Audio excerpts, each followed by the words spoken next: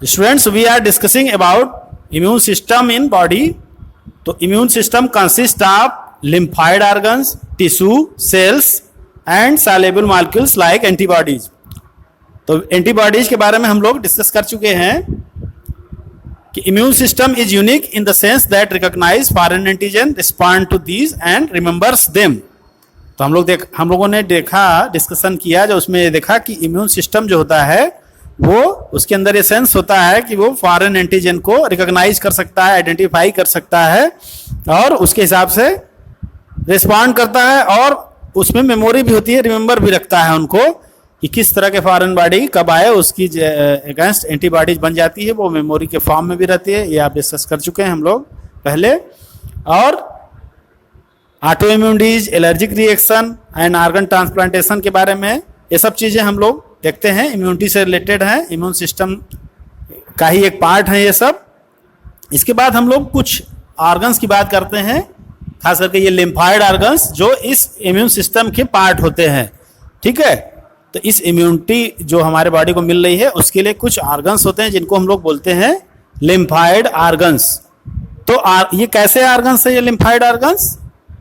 ये these are the organs which origin and are maturation and proliferation of lymphocytes आकर.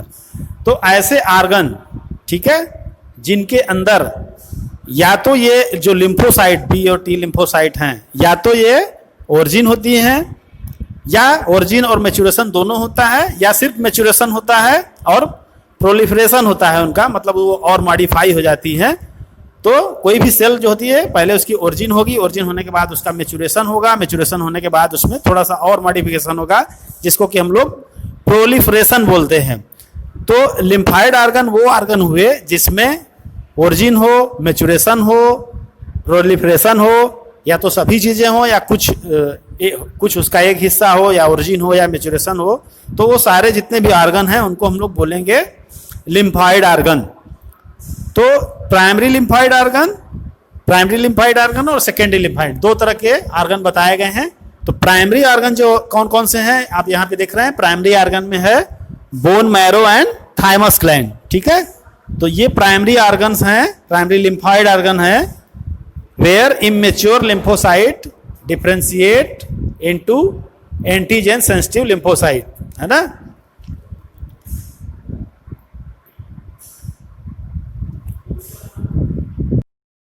तो primary lymphoid organ कौन कौन से हैं? बोन मैरो और थाइमस है. आप देख रहे हैं यहाँ पर कि बोन मैरो और थाइमस क्या है, ये प्राइमरी लिम्फॉइड ऑर्गन है, where immature lymphocyte differentiate into antigen sensitive lymphocyte.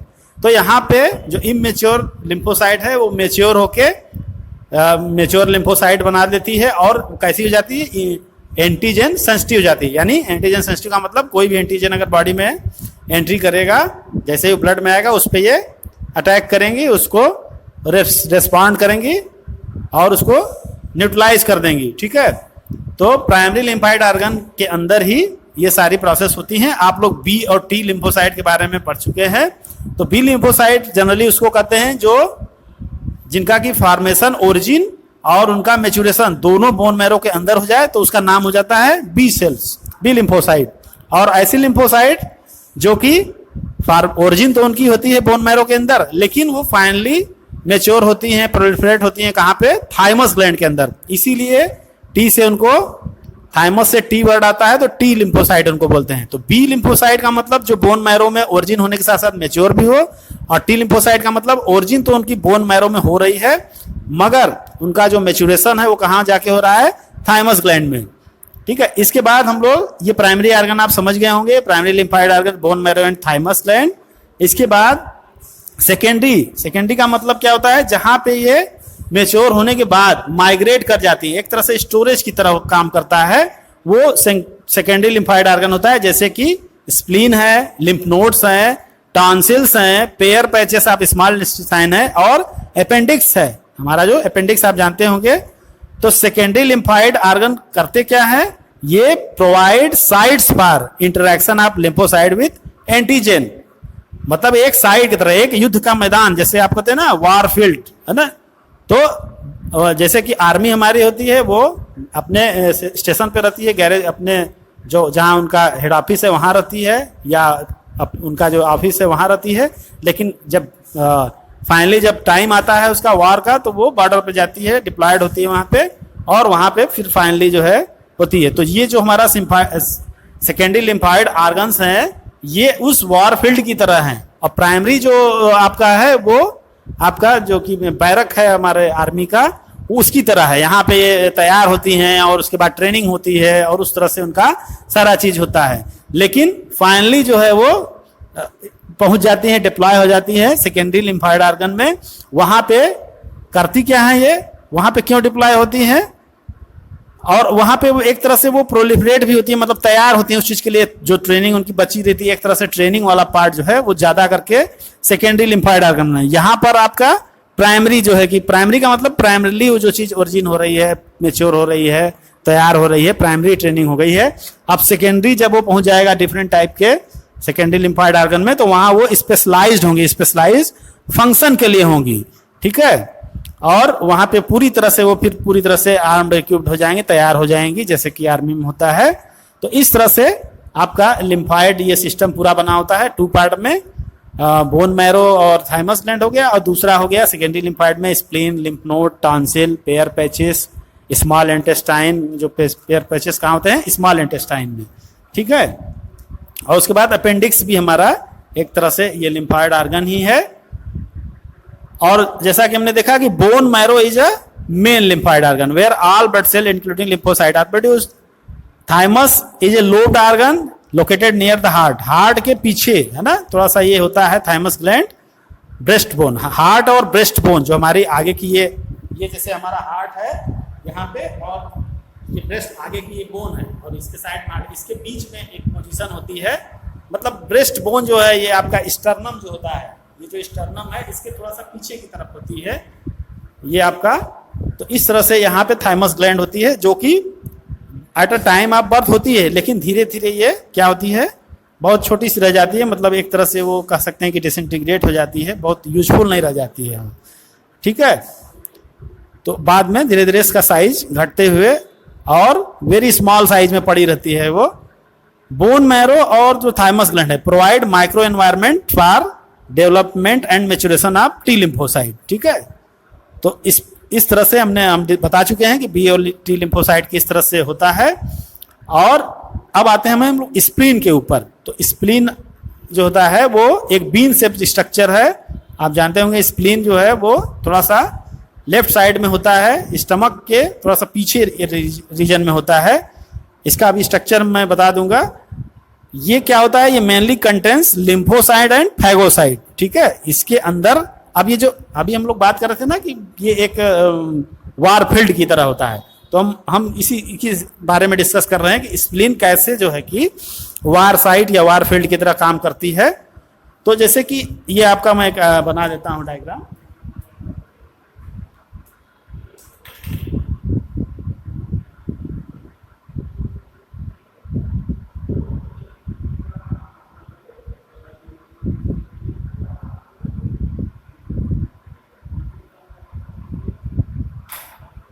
तो आप डायग्राम में देख रहे हैं कि ये जो हमारा स्टमक है, मान लीजिए जो डॉटेड डॉटेड है वो स्टमक है, ये स्प्लीन है।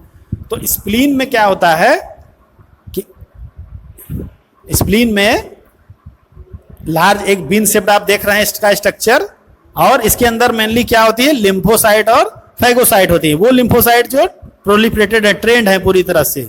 और इसमें होता क्या है कि कोई मान लीजिए जब इसमें ब्लड एंट्री करता है, तो ब्लड के अंदर अगर इस स्प्लीन के अंदर ब्लड जैसे ही आएगा, ठीक है, तो उसके अंदर जितने भी माइक्रो ऑर्गेनिजम्स हैं, है ना, और एक फिल्टर की तरह ये काम करता है। तो उन माइक्रो ऑर्गेनिजम्स को ये क्या करेगा, उसमें से रोक लेगा, उनको वहीं पे स्प्लीन में रोक लेता है, और रोक करके जो वहां पे लिम्फोसाइट हैं और फैगोसाइट हैं वो उनको ट्रैप कर लेती हैं, उनको उनके ऊपर रिस्पॉन्ड करती हैं, एक्शन करती हैं, ठीक है।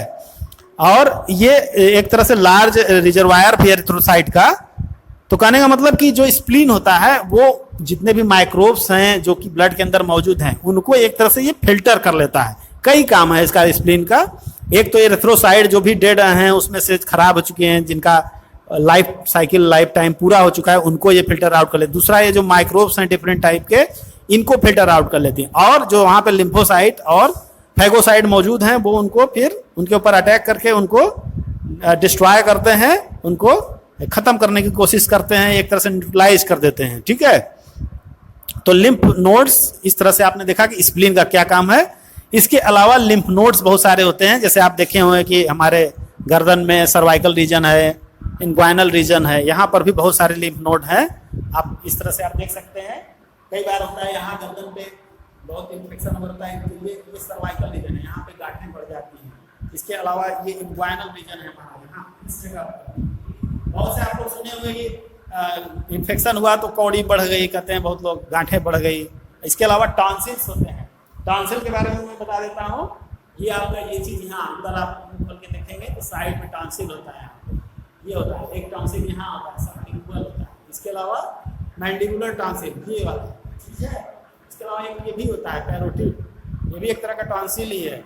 मम्स में, इसमें मम्स जो बीमारी होती है उसमें ये चीज़ ज़्यादा स्मेल करती है, ठीक है, पैरोटिड फिलिंग। ये सब एक तरह के लिम्फॉइड ऑर्गन ही है। बहुत बार आप देखे होंगे कि यहाँ पे स्वेलिंग हो जाती है, बहुत बार यहाँ स्वेलिंग हो जाती है। टॉन्सिल तो ये वाला टॉन्सिल जो लिंगुअल टॉन्सिल है, ये लिंगुअल इसको बोलेंगे। फेरेंजियल, ये जो टॉन्सिल होता है फेरेंजियल होता है, ये अक्सर करके टॉन्सिल बढ़ जाती है। आप देखे होंगे सर्दी जुकाम होता है तो टॉन्सिल उसमें अक्सर करके बढ़ जाती है, ठीक है। तो ये सब एक तरह के लिम्फॉइड ऑर्गन ही है, हाँ। और ये डिफरेंट, जब बॉडी में किसी भी तरह का इन्फेक्शन होता है तो ये बढ़ क्यों जाते हैं? बढ़ने का कारण क्या है कि उस टाइम पे वहाँ पे बी सेल और टी सेल जो है वो बहुत ज़्यादा बन जाती है, बहुत ज़्यादा इकट्ठा हो जाती हैं। इकट्ठा होने की वजह से उनका साइज इंक्रीज हो जाता है, ठीक है। तो इससे ये इंडिकेशन मिलता है कि कहीं बॉडी में कोई इन्फेक्शन है, कोई फॉरेन चीज आ गई है, कोई बैक्टीरिया वायरस बॉडी के अंदर मौजूद है। इसी की वजह से बीमारी होने पे आप देखे होंगे कि ये सब गांठें बढ़ जाती हैं। सर किसी का टॉन्सिल बढ़ता है तो कहते हैं कि इसको टॉन्सिलाइटिस हो गई, लेकिन वो टॉन्सिलाइटिस होती क्यों है? किसी इन्फेक्शन की वजह से होती है। कोई बॉडी में इन्फेक्शन आएगा तो ये टॉन्सिल बढ़ेगी ही बढ़ेगी। ये जो लिम्फ नोड्स हैं वो बढ़ेगी बढ़ेगी, अपने आप लिम्फ नोड नहीं बढ़ती, कोई ना कोई इन्फेक्शन बॉडी में होता है। जनरली बुखार वगैरह जिसको आता है उसको आप देखिए तो ये सब यहाँ पे लिम्फ नोड्स वगैरह ये सब उसकी बढ़ जाती है। कई बार इंग्वाइनल होता है, यहाँ पर बढ़ जाता है, कहीं पर यहाँ बढ़ जाता है, ठीक है। तो ये वो एक नेचुरल फिनोमेना है, वो बीमारी नहीं है। लिम्फ नोड का बढ़ना अपने आप में बीमारी नहीं है, लेकिन वो बीमारी का रिस्पॉन्स है, ठीक है। अगर बढ़ रहा है इसका मतलब कोई बॉडी में इन्फेक्शन है, कुछ चल रहा है, तो उसको फिर आप डायग्नोस करा जाता है कि क्या चीज़ हो सकती है। तो इस तरह से ये हमारे बॉडी का एक डिफेंस सिस्टम है। जैसे टाइफाइड में जो पेयर्स पैचेस हैं स्मॉल इंटेस्टाइन के, वो इनलार्ज हो जाते हैं, ठीक है, क्योंकि वहाँ टाइफाइड का इन्फेक्शन मेनली जो है स्मॉल इंटेस्टाइन में ही होता है। तो उस केस में वहाँ पे ये काफ़ी बढ़ जाते हैं। कई बार बहुत ज़्यादा होने पे ब्लीड करने लगते हैं, ठीक है। तो वो एक अलग चीज़, आपने टाइफाइड में इसको थोड़ा सा हम लोग डिस्कस किए थे कि कई बार हाथों में पेयर्स पैचेस इन्फ्लेम्ड हो जाते हैं, उसकी वजह से वहाँ कई बार परफोरेशन भी हो जाता है, हाथों में छेद हो जाता है। फिर अपेंडिक्स जो हमारा है वो भी एक तरह का लिम्फॉइड ऑर्गन ही है, वहाँ भी बहुत सारे लिम्फ नोड्स होते हैं। तो वो भी अगर वहाँ इन्फेक्शन है तो वो बहुत ज़्यादा बढ़ जाते हैं। आसपास कहीं भी इन्फेक्शन होगा तो बॉडी में आप समझ लीजिए कि कहीं भी जहाँ जहाँ लिम्फ नोड मौजूद है और उसके आसपास कहीं भी इन्फेक्शन है तो वो बढ़ जाएंगे, बड़े मिलेंगे साइज में। अगर किसी को लंग्स में ट्यूबरकुलोसिस है, ठीक है, तब भी आपके सर्वाइकल लिम्फ नोड बढ़ जाएंगे। जैसे मान लीजिए किसी को चेस्ट में ज़्यादा इन्फेक्शन है, टीबी वगैरह केस में ये लिम्फ नोड्स सर्वाइकल जो इस एरिया में होती हैं, यहाँ पे आप टच करेंगे तो ये बढ़ा हुआ मिलेगा। नॉर्मली आपको यहाँ पे कुछ नहीं मिलेगा, बहुत माइन्यूट मिल सकता है। लेकिन अगर चेस्ट इन्फेक्शन है, निमोनिया है, इवन आपको जो अभी बीमारी चली रही है कोरोना है, अगर किसी को बहुत सीवियर हो गया तो ये लिम्फ नोड आपको बढ़ा हुआ मिलेगा। तो इस एरिया में अगर कहीं भी इन्फेक्शन है तो ये नोड आपके बढ़े हुए मिलेंगे। नीचे अगर है, ऊपर है तो आपके टॉन्सिल भी एक तरह का वही चीज़ है। टॉन्सिल एक लिम्फ नोड ही है जो कि आसपास कहीं भी इन्फेक्शन है तो बढ़ जाएगा।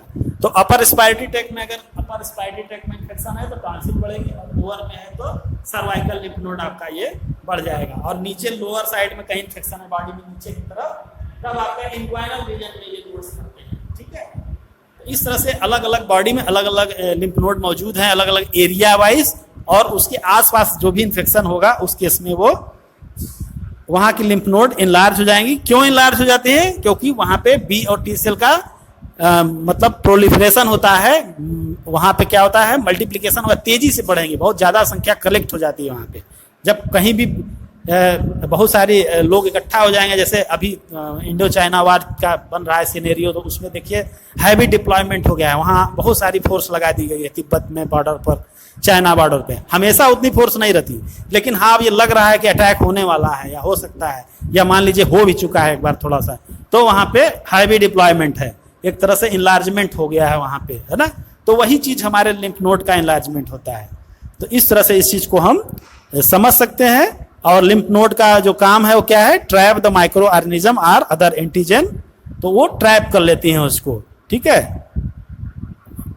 इस तरह से पूरा जो है कि प्रोसेस होती है। अब एक बात और इसमें रह गई है कि lymphoid tissue also located within the lining of major tract, जैसे कि respiratory, digestive, urogenital, called mucosa associated lymphoid tissue. अब जैसे कि हमारा रेस्पिरेटरी ट्रैक्ट, अभी हम बात कर रहे थे, वहां पर भी कुछ जो रेस्पिरेटरी ट्रैक्ट का लाइनिंग है या यूरिनरी पैसेज, मान लीजिए यूरेटर है या यूरिथ्रा है, उसमें क्या होता है, म्यूकस की लाइनिंग होती है। उस म्यूकस की लाइनिंग में भी कुछ लिम्फाइड टिश्यू होते हैं, तो उन्हीं को हम लोग बोलते हैं म्यूकोसा एसोसिएटेड लिम्फाइड टिश्यू। मतलब जो म्यूकस मेम्ब्रेन में है, म्यूकस मेम्ब्रेन के लाइनिंग में मौजूद हैं, उनको हम लोग बोलेंगे म्यूकोसा एसोसिएटेड लिम्फाइड टिश्यू। इसी को शॉर्ट में कहते हैं माल्ट, MALT।